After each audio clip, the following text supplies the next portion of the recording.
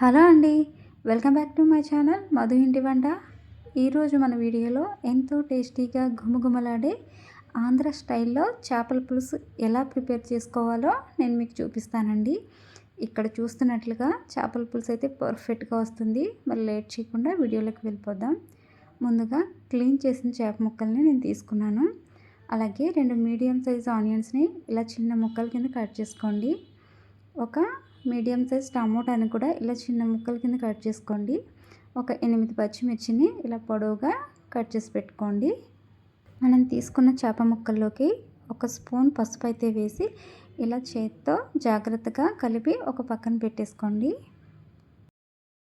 చేపల పులుసు ప్రిపేర్ చేయడానికి ఒక వెడల్పాటి గిన్నెని తీసుకుని ఆయిల్ అయితే వేయండి. గిన్నె వెడల్పుగా ఉండాలి, లోతు తక్కువ ఉండాలండి. చేప ముక్కలు ఇరగకుండా చాలా పర్ఫెక్ట్గా ఉంటాయి. మనం కట్ చేసుకున్న ఆనియన్స్, పచ్చిమిర్చి ఆయిల్లో వేసి ఇలా లైట్గా ఫ్రై చేసుకోండి. ఇలా ఫ్రై చేసి కొంచెం ఆనియన్స్కి సరిపడా సాల్ట్ మాత్రమే 1/2 టేబుల్ స్పూన్ వేసాను. అలాగే మనం కట్ చేసుకున్న టమాటాలు కూడా వీటిలో వేసి అవి లైట్గా మగ్గే వరకు అలా ఫ్రై చేసుకోండి. చూసారా, ఇవి మగ్గిపోయి ఇప్పుడు స్టవ్ ఆఫ్ చేసి అవి చల్లారనివ్వండి. వేడిగా ఉన్నప్పుడు మాత్రం వేయద్దు. వేడిగా ఉంటే చేప ముక్కలు మనం కారం అన్నీ వేసి కలిపేటప్పుడు విరిగిపోతాయి.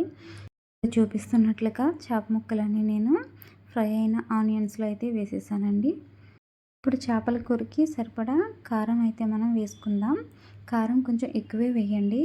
చేపల కూరలోకి కారం, పులుపు అన్నీ ఎక్కువ ఉంటేనే బాగుంటాయి. ఇక్కడ నేను చూపిస్తున్నట్లుగా కారం నేను కొంచెం ఎక్కువే వేసాను. చేపల కూరలో కారమే బాగుంటుందండి. ఇప్పుడు ఆయిల్ కూడా కొంచెం వేయండి. ఆయిల్ అన్నీ వేసి ఇలా చేప ముక్కలకి కారం అన్నీ పట్టేటట్లుగా ఇలా కదుపుతూ కలపండి.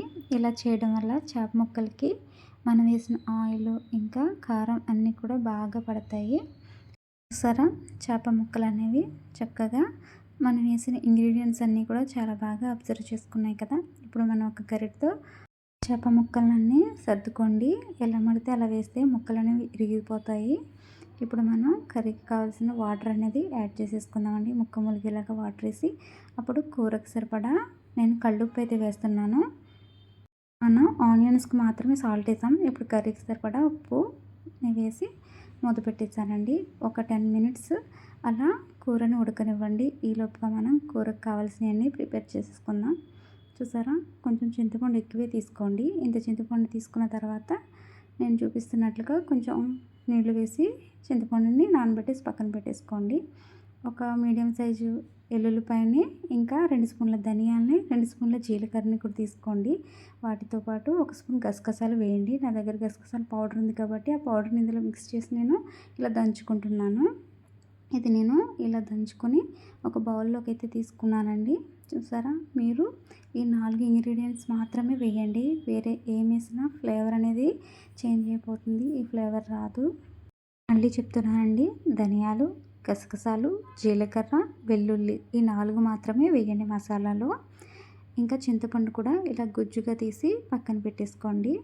10 నిమిషాల తర్వాత కర్రీ చూద్దాం. చూసారా, కర్రీ అనేది బాగా ఉడికింది. ఇప్పుడు మనం గుజ్జుగా తీసి పెట్టుకున్న చింతపండు పులుపుని ఈ కర్రీలో వేసేద్దామండి. కర్రీ అంతా ఇలా స్ప్రెడ్ అయ్యేటట్లుగా చింతపండు పులుపు అయితే వేసేసాను నేను. కరివేపాకు కూడా వేసి మళ్ళీ ఒక 5 నిమిషాలు ఉడకనివ్వండి. ఇప్పుడు మూత పెట్టేసుకొని ఒక 5 నిమిషాలు అయితే ఉడకనిద్దాం. 5 నిమిషాల తర్వాత మూత తీసి చూడండి. కర్రీ చూడండి ఎంత బాగా ఉడికిందో. చాలా కలర్ఫుల్గా కూడా కనిపిస్తుంది. ఇప్పుడు మనం ముందుగా తయారు చేసి పెట్టుకున్న ఈ ఫిష్ మసాలాని వేసేద్దామండి. ఈ మసాలా కనుక కొంచెం గడ్డగా ఉంటే ఇలా పౌడర్లా మీరు చిదుముకొని కర్రీ అంతా కూడా స్ప్రెడ్ అయ్యేలా ఇలా చల్లుతూ వేయండి. ఈ చేపల పులుసుకి అసలైన రుచి ఈ మసాలాలోనే వస్తుందండి. నేను ఈ మసాలా అంతా కూడా ఇలా చల్లేసాను. ఇప్పుడు మనం ఇలా మెల్లగా గిన్నెతోనే తిప్పాలి. గరిటె మాత్రం యూజ్ చేయొద్దు. గరిటె పెడితే ముక్కలు అనేవి విరిగిపోతాయి. ఇప్పుడు మనకి కర్రీ అనేది ప్రిపేర్ అయిపోయిందండి. చూసారా, గ్రేవీ ఎంత చిక్కగా వచ్చిందో. ఇప్పుడు లాస్ట్లో మనం కొంచెం కొత్తిమీర అయితే చల్లుకుందామండి. చేపల కూరలో కొత్తిమీర చాలా బాగుంటుంది. కొత్తిమీర కొంచెం ఎక్కువే వేసుకోండి. కొత్తిమీర వేసిన తర్వాత మనకి కర్రీ అయితే ప్రిపేర్ అయిపోయిందండి. ఎంతో గుమగుమలాడే టేస్టీగా ఉండే ఆంధ్ర స్టైల్ చేపల పులుసు అయితే ప్రిపేర్ అయిపోయింది. మరి మీరు కూడా ప్రిపేర్ చేసేసుకోండి. ఎలా వచ్చిందో నాకు కామెంట్ బాక్స్లో కామెంట్ చేసేయండి. నా వీడియో కనుక మీకు నచ్చితే నా ఛానల్ని సబ్స్క్రైబ్ చేసుకోండి. మీ ఫ్రెండ్స్కి రిలేటివ్స్కి కూడా నా వీడియోస్ని షేర్ చేయండి. ఛానల్ని ఎంకరేజ్ చేయండి.